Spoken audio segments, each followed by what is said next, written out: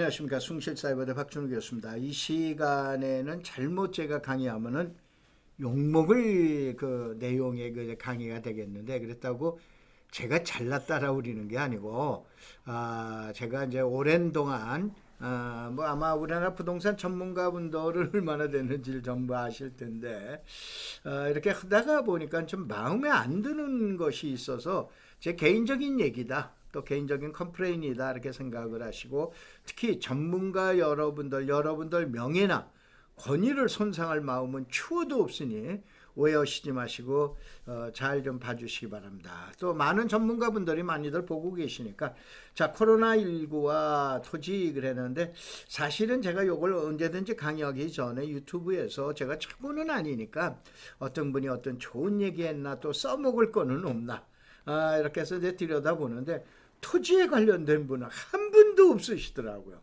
그래서 제가 50편과 51편에 걸쳐서 지난번 시간에 예견해 드린 대로 이제 이 내용을 한번 저 나름대로 추정을 한번 해보겠습니다.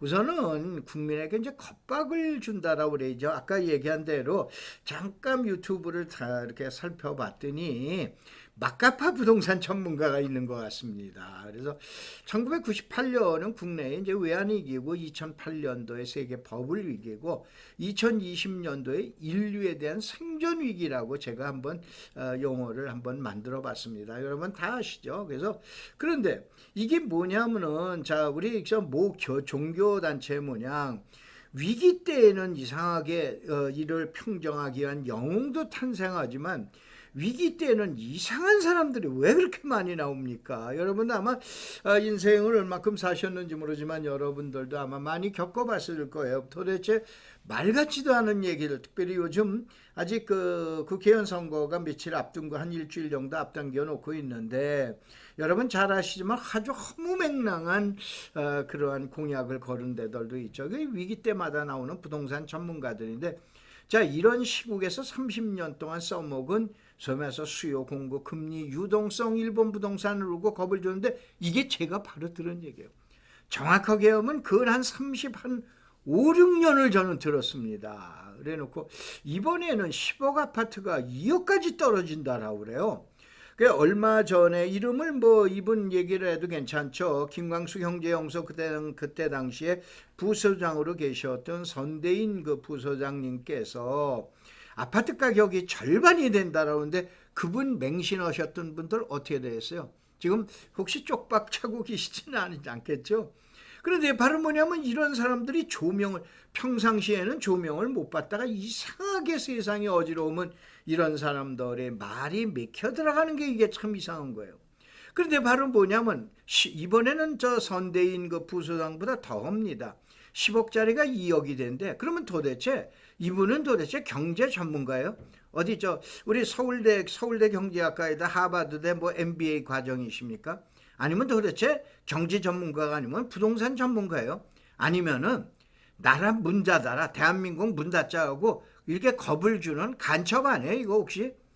참 이상한 이러한 사람들이 나와서 이렇게 하는데, 이 아주 제가 아연식겁을 해가지고 해놨습니다. 이 막가파 전문가들의 취향이 하나 있어요. 가만히 보면 제가 아까 얘기한 대로 오랫동안 봐봤기 때문에, 세상을 살다가 보면 누굴 만나느냐에서 운명이 결정되죠. 부모 잘 만나고, 처자 잘 만나고, 자식 잘 만나고. 그런데 사회에서도 꼭 누구를 잘 만나느냐에 따라서 운명이 갈리죠. 그래서 여러분 잘 아시는 요번에 국회의원 선거 같은 경우는 누구한테 손을 대가지고 줄을 대느냐, 이것이 어쩌면 한 인간의 운명을 좌지우지하더라, 이런 얘기예요. 근데 학교 다닐 때도 결국은 스승을 누굴 만나느냐죠. 스승을 누굴 만나느냐에 따라서 여러분 성적이 좌우가 되는 거예요. 또 재테크도, 사회에 나와서 재테크 또한 누구를 만나느냐, 그래서 이 재테크 성패, 대한민국에 나와 있는 무슨 전문가라고 해서 다 이게 전문가가 아니다, 이런 얘기예요. 스승은 다 스승이 아니잖아요. 마찬가지 아닙니까? 그런데 부정적인 막가파 전문가에게는, 이런 사람들한테는 미래가 안 보입니다. 여러분들 잘 좀 신념을 쓰세요. 근데 이런 분들의 꼭 특성이 있어요. 제가 나왔죠. 건대부동산대학원 나왔다라고 그래. 그 다음에 저 문화센터나 어디 가서 강의 한번 하고 나면 교수로 딱 바뀝니다. 그 다음에 요즘은 책 쓰기가 쉬워요. 그래서 저는 아예 책을 잘 안 씁니다. 왜냐하면 인터넷에 나오는 거 몇 줄 몇 줄 짝 읽기만 잘하면 책 금방 나요. 가장 많은 게 경매책이에요. 그게 책 출간합니다. 그 다음에 카페나 블로그 운영합니다. 그 다음에 유튜브에서 쇼킹한 주제로 해가지고 강의를 해서 유튜브에 대한 수익을 창출한다든가 뭐 한다든가 이렇게 하는 사람들, 이런 분들의 특성이 이와 같은 어떻게 말하면 간첩 같은 마구잡이 식으로의 막가파 식으로의 그런 얘기를 하더라. 이런 얘기. 이거 우리나라 대다수 전문가는 아닙니다. 일부 그린 거예요. 그래서 부동산 전문가하고 이번엔 땅분하고 왜 아까 저 전차에 얘기한 대로 왜 우리나라는 토지에 대한 이렇게 전문가가 아주 주택은 수천 건, 수만 건인 것 같아. 한번 검색어 쳐보세요. 토지에 대한 예측하신 분 한 건도 없어요. 진짜 한 건도 없어요. 제가 다음번 51편에 예견해 드릴게요. 그러면 이게 땅꾼의 차이. 이게 뭐냐면 전문가들은 재테크 못합니다. 저도 마찬가지예요. 솔직하게 얘기해서.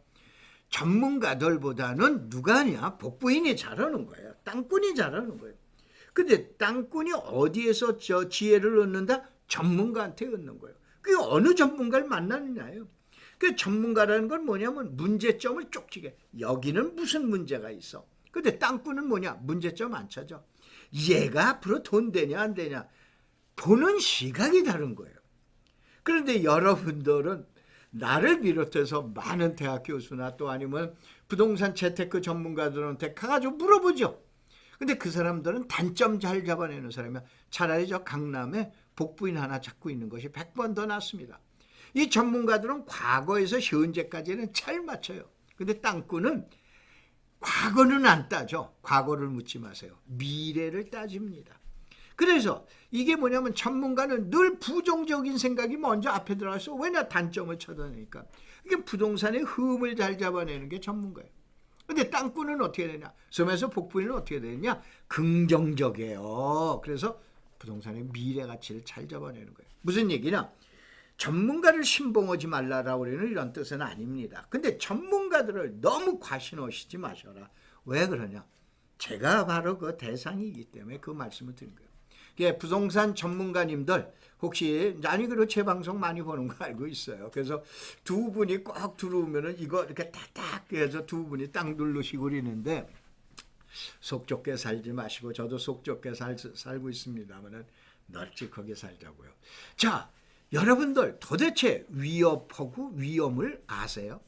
소위에서 트리트라고 그러는 거고 리스크만 알잖아요. 맨날. 이 트리트라는 건 예를 들어서 이걸로 생각하시면 돼요. 자, 북한의 그 이제 빨갱이죠. 북한이 쏜다, 실험한다, 핵 실험한다라고 그래요. 그러면은 그게 위협인 거예요. 근데 꽝 터트려요. 이게 핵 실험을 합니다. 그건 리스크야. 그럼 그때서부터 뭐를 하냐? 대안을 준비하는 거예요. 위협서부터는 미리 준비는 하겠지만은 그렇게 되는 게 아닙니다. 세상의 모든 일이든 어떤 과정으로 오냐면 위험인 트리트에서 위협에서 위험으로 해가지고 그 다음에 그때서부터 리스크가 왔을 때 그때서부터 오퍼튜니티 기회를 찾는 거예요. 여러분들 우리 예전서부터 속담이 있죠. 하늘이 무너져도 솟아날 구멍이 있다.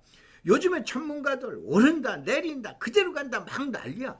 좋아, 오르는 거로 가든가 보합으로 가든가 큰 낙차가 없으면 다행이야. 그런데 만약을 위해서 큰 낙폭이 있었을 때는 어떻게 되냐? 지난번 얘기한 대로 약 30% 선정등 그동안에 정확하게 1991년도 그 다음에 98년도 그 다음에 2008년도 우리 세 번의 어떻게 말하면 폭락 사태를 겪어보면서 이때의 가격이 30%가 떨어졌기 때문에 30%라는데 모 대학의 교수 한 분이 그 글을 갖다가 써주셨더라고요. 바로 그렇게 간다는 것보다도 대비하자 이런 얘기예요. 그게 위협이라고 그러는 거예요. 이번에 예를 들어서 코로나 같으면 코로나 온다고 그리고 왔어. 그러면 위협이야.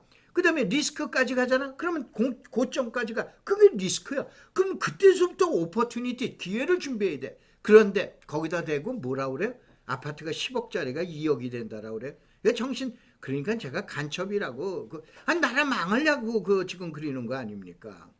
그래서 이런 거를 갖다가 전문가들은 예측을 할 때는 이걸 하셔야 돼요. 바로 위험과 그 다음에 기회라 우리는 걸 이거를 놓고 예견을 해줘야 이제 저희 대학에서는 이렇게 이제 제가 강의하고 있으니까는 이걸 볼 수 있는 거예요. 그래서 위협이다라고 그러는 건 뭐냐? 코로나 바이러스가 확산하는 시기에 봄이라고 봐야 돼요. 아니 이건 이제 캐션 맞고 저도 확실하게 모르니까 저 경제학 전공 안 했습니다.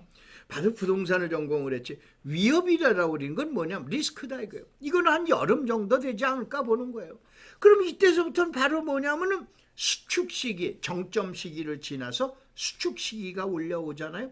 수축 시기가 오면 이때서부터는 바로 기회가 오는 거예요. 이게 하늘이 무너져도 예를 들어서 폭락, 많은 분들이 얘기한 대로 폭락 사태가 온다라고 그랬으면 다 폭락이 아닌다. 이거 살아나는 게 이때인데니까 이걸 찾아내주는 게 전문가지. 근데 찾아내라고 그랬더니 10억짜리가 2억으로 돼요. 나라 문 닫으면 돼. 그냥 간첩이지. 그게 어디 전문가야. 그런데 그런 데다가 여러분들 그냥 가서 손가락 올리고 뭐하고 그러세요? 자, 우리는 여러분들, 특별히 전문가 여러분들, 저 수요와 공급만 가지고 나와서 얘기하시는 대학 교수님들 보면 진짜 짜증이 납니다. 그분들 정확하게 하시는 게 있어요. 경제제에서 불효불급제라는 게 있어요. 필요하기도 않으면서 필요하지 아니하고, 급한 거 같으면서 급하지 아니한 거. 제일 대표적인 게 뭔지 아세요? 보석인 거예요. 그림값인 거예요. 고화인 거예요. 옛날 골동품인 거예요. 뭐예요? 필요치 않은 거예요. 근데 필요할 때는 어디냐? 급하댄다니까. 부동산이라는 게 예를 들어서 가격이 만약에 안 좋다라고 그러면은 어떻게 됩니까? 올라가질 않아. 내가 25평형에 살아. 그러면 33평으로 안 가요. 그런데 가격이 올라간다. 무리해서도 25평형에서 33평으로 가는 거예요. 이러한 재화가 불효불급제예요. 여기다가 수요 공급 가지고 자꾸 미래 예측을 할 거예요. 만약에 수축 시장으로 간다. 안 사잖아. 필요해도 안 사잖아. 뭘로 가? 임대로 가잖아. 그런데 거기다 수요 공급을 얘기를 할 거예요. 나도 그 얘기만 들으면은 핏발이 씁니다. 그것도 유명한 교수님이죠. 참 이거는 말도 안 되는 얘기예요. 부동산은 불효불급제 제일 대표적인 거예요. 그 시장이 좋을 때는 어떻게 되냐? 불나방이야. 지금 봐. 좀 전까지만 해도 시장 좋다니까 그냥 대출에다 뭐에다 해야죠? 불나방이야. 시장 나쁠 때 겪어봤잖아요. 저는 3번이나 겪어봤어요. 이땐 별 볼 일 없어. 해라 이러다 안 해. 그래서 시장이 좋을 때는 그냥 부동산에 관련된 사람만 있으면 전문가예요. 시장이 나쁠 때 전문가의 우열이 판결이 되는 거예요. 잘 들어두세요. 이제 앞으로 이 방송을 여러분들 좀 이것도 좀 해주시고 좋아요도 눌러주시고 구독도 해주시고 그러시는데 저한테 그건 부탁 잘 안 하잖아요. 이것도 해주세요 뭐 해주세요 이거 잘 안 하잖아요. 그런데 꾸준히 오시는 분들 잘 생각을 하세요. 저가 하는 거 아니에요. 저도 지금 얘기한 속 좁고 그 다음에 아까 지금 얘기한 그런 전형적인 모델이에요. 그래서 여러분들 대한민국의 전문가를 아까 얘기했잖아요. 누굴 만나느냐가 여러분 인생 좌우하는 거예요. 아무나 나왔다고 해서 다 전문가 전혀 아닙니다. 아니 그러면 제가 공인중개사 시험 출제에다가 그 다음에 교육도 시켰는데 공인중개사 자격증 따면 다 대박이 터지는 거예요? 그건 아니잖아요. 경제학을 전공했다고 해서 다 지금 얘기한 대로 재테크를 잘하는 거 그거 아니잖아요. 그래서 시장이 나쁠 때는 전문가의 우열이 갈려지는 거예요. 이걸 여러분들이 잘 좀 유념하세요. 그래서 코로나 부동산의 팬데믹, 그래서 진정한 부동산 전문가라고 그러면은 코로나가 확산되는 시기에 서서히 정점으로 가려는 지금의 수축 시기에서 일어날 현상을 미리 예측을 하셔야 돼요.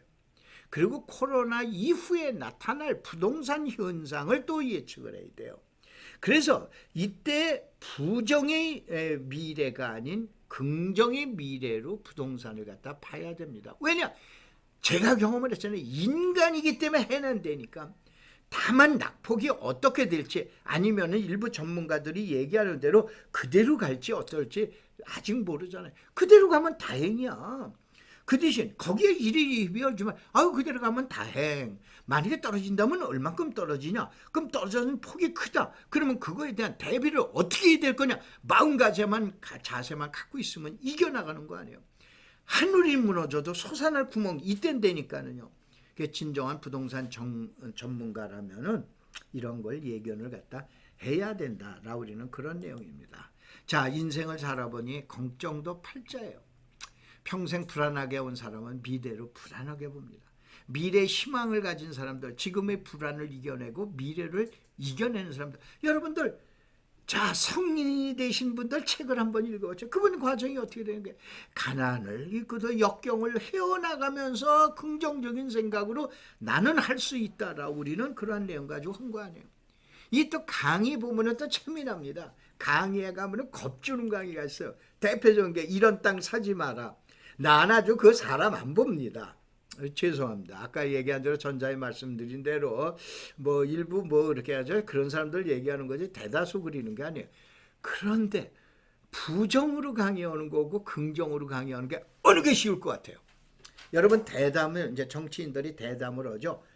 긍정으로 답변하는 사람하고 부정으로 답변하는 사람하고 꼭 논리가 좋은 게 부정의 논리가 좋습니다. 무슨 얘기냐? 강의도 부정의 강의가 듣기가 좋은 거예요. 긍정의 강의는 듣기가 굉장히 힘든 거예요. 왜 그러냐? 긍정이라는 거는 미래를 봐야 되는데 사람의 미래 보기 힘들듯이 땅의 미래, 부동산의 미래 누가 볼 거예요? 신하님은 힘들잖아.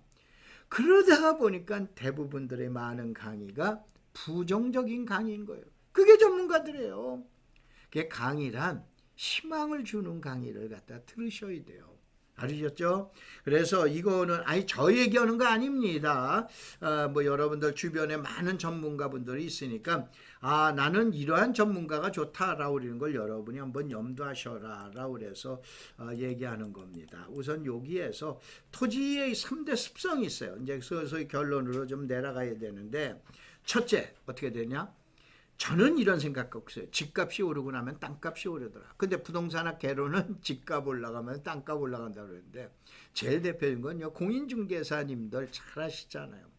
자, 동네에 있는 아파트 가격이 올라가죠. 그러면 그거에 대한 대타 수요, 소위 말해서 그거에 대한 어떻게 말하면은 인계받는 그런 수요가 나타나는데 그것이 아파트를 입주 못하는 세대수가 되는 거예요. 그러면 그 세대 사람들이 어디냐?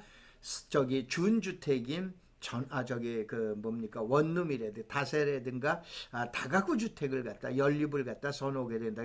그렇기 때문에 가격이 올라가면은 업자들, 건축업자들, 동네에 있는 소형 주택건설업자들이 몰려들어서 빈 땅 단독주택을 매입하잖아요. 그러면 한번 거래되면 가격이 착착착 올라가 상승률이 10% 15%니까 한 건 거래됐다. 1억이 거래됐다. 1억에 대한 원가가 1억 1천이나 1억 1,500으로 보시면 되는 거예요. 왜냐? 세금 때문에. 그 두 번만 거래됐는데 뭐 어떻게 1억 3천 30%가 튀는 거나 마찬가지예요. 그런 논리로 생각을 하세요. 그러니까 거래량이 늘어난다는 건 아파트 거래량이 아니에요. 동네에 있는 거래량은 바로 뭐냐면은 준주택 수요가 나는 거야. 그래서 집값이 올라야 돼. 동네 아파트가 안 올라가면 중개업자들 잘하십니다. 거의 땅가격 변함 거의 없어. 그런데도 무슨 뭐 집값이 땅값이 올라가면 집값이 올라가면 말도 안 되는 얘기예요. 또 땅값은 아파트와 다르게 전국적으로 올라요. 우리는 땅값이 예측하려면 맨날 강남 얘기해요. 강남 상구 강남상 귀 아프게 들으셨잖아요. 근데 땅은 강남 상구예요? 명동이에요? 반드시 그건 아니잖아요.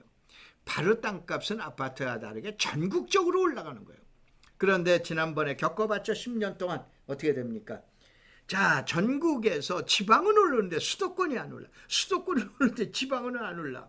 그 다음에 수도권에서도 자, 인천 쪽은 오르는데 의정부는 안 올라. 또 어느 쪽은 남양주는 오르는데 또 어느 쪽은 안 올라. 이렇게 해서 뭐냐? 게릴라전으로 간다니까.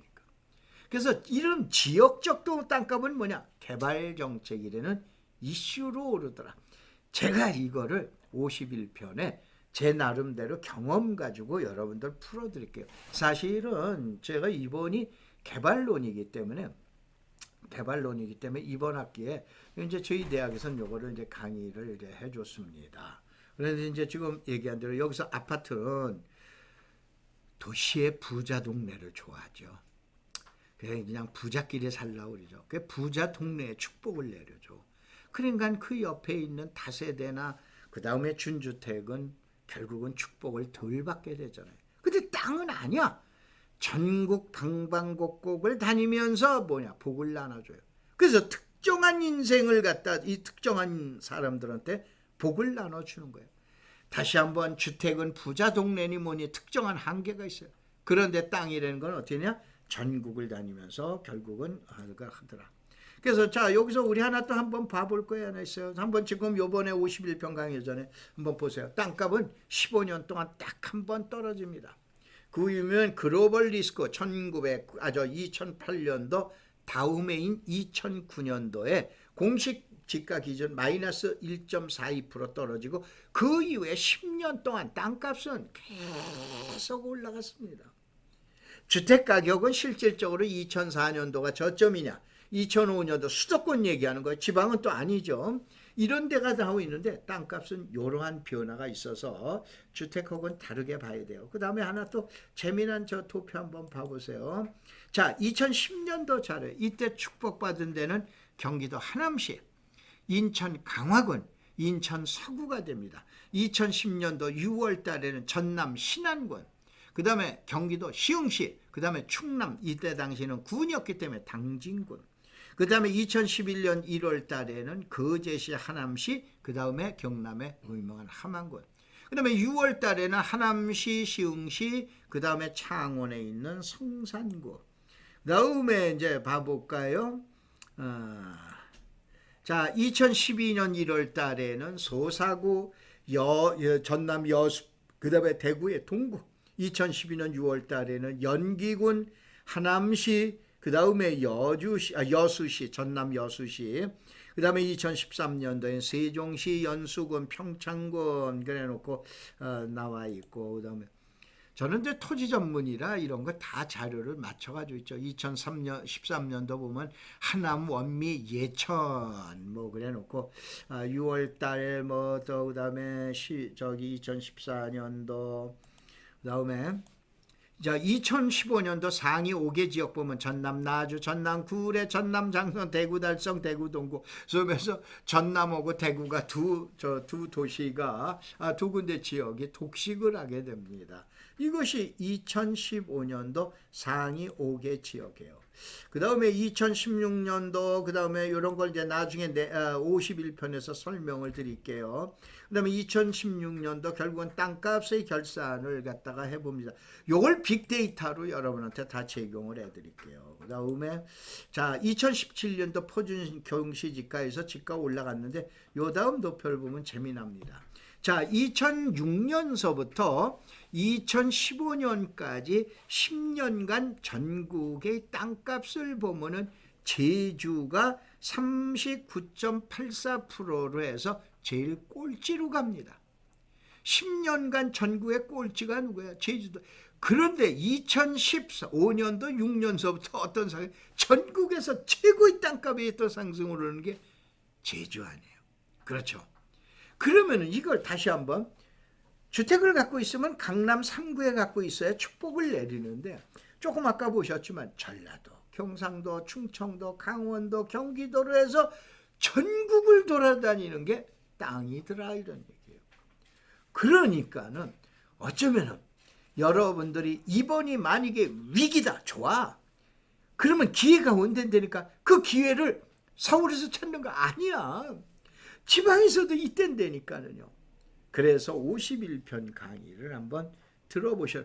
그거 한번 지금 여러분 유튜브 요 자료 한번 만들려면 2, 3일 걸리니까 유튜브 한번 검색을 해보세요. 나오나 한번 검색을 해보세요. 지난 10년간 이슈별 땅값이 가장 많이 올랐던 지역 보면은 1위가 지금 얘기한 하남, 2위 부산, 강서, 3위 시흥성, 그 다음에 상승이 높았던 지역, 개발계, 제주, 세종, 그 다음에 함안, 원주, 아산, 평창, 그 다음에 3위가 인구 유입, 남양주, 용인, 김포, 화성, 광주, 그 다음에 교통 개선으로 해서 속초, 그 다음에 당진, 광주, 이천, 그 다음에 지역발전 정책으로 해서 안동, 원주, 새만금이다 이런 얘기예요. 다음에 이제 여기에서 한번 봐보자. 자, 이게 이제 시간이 많이 갔기 때문에 51편 예고해 드리겠습니다. 51편 예고는 코로나19 그 이후 토지시장 다시 한번 정상적인 거면은 이런 얘기 저런 얘기 내 얘기 다 옳은 얘기니까 괜찮아요. 만약에 전문가분들이 일부 얘기하시거나 또 아니면 일부 여러분들이 생각하시는 것처럼 부동산 시장이 상당히 곤란한 상황이 왔을 때 과연 살아날 전국의 땅과 지역은 어딜까요? 51편에서 강의해 드리겠습니다. 그래서 여러분들 이러한 자료들은 다음에 가셔서 검색어로 황막사를 검색을 하세요. 황막사가 뭐냐? 황사 막는 사람들입니다. 여기에 가면은 이러한 자료들이나 이러한 걸 특별히 고시나 공고된 이러한 자료들을 많이 올려놨으니까는 뭐 다른 데처럼 뭐 아파트가 어떻게 되고 이런 것들은 별 볼 일 없습니다. 여기에 관련돼 있는 주로 정책적인 내용이 많이 올라왔으니까 검색어로 황막사가 뭐냐라고 그러면은 황사 막는 사람들입니다. 제가 한국인 최초로 중국에 들어가서 황사 막은 장본입니다. 금년이 벌써 21년째입니다. 최초로 99년도에 들어가서 나무 심은 장본이네. 그래서 비영리 단체, 나는 NGO라는 용어를 쓰기가 싫습니다. 그래서 황막사, 비영리 단체 황막사라고 그래서 어차피 배품과 나눔과 배품을 이끄는 단체의 장이기 때문에 이러한 자료들을 올려놓을 테니까 많이 가서 검색하시기 바랍니다. 여러분들 좋아요, 구독 한번 부탁드리겠습니다. 고맙습니다. 감사합니다.